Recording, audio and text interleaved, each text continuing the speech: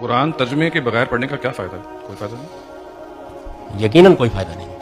اس کی وجہ یہ ہے کہ قرآن مجید اللہ تعالیٰ کی کتاب ہے اور اس لیے نازل کی گئی ہے کہ لوگ اس کی آیتوں پر غور کریں اور اس سے نصیحت حاصل کریں۔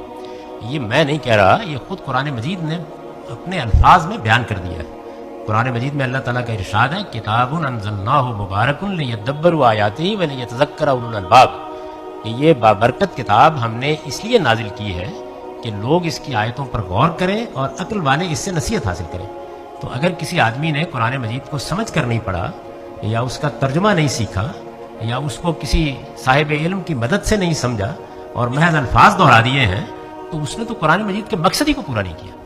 یعنی قرآن مجید نازل ہی اس لیے کیا گیا ہے کہ لوگ اس سے سبق حاصل کریں، نصیحت حاصل کریں، اس کو اپنے مذہبی معاملات میں حکم مانیں، اس کو آخری اتھارٹی مانیں، اور جب کبھی کوئی اختلاف ہو تو اس کے فیصلے کے لیے اس کی طرف رجوع کریں۔ اگر آپ قرآن سے یہ کام نہیں لیں گے تو پھر تو کوئی چیز بھی نہیں۔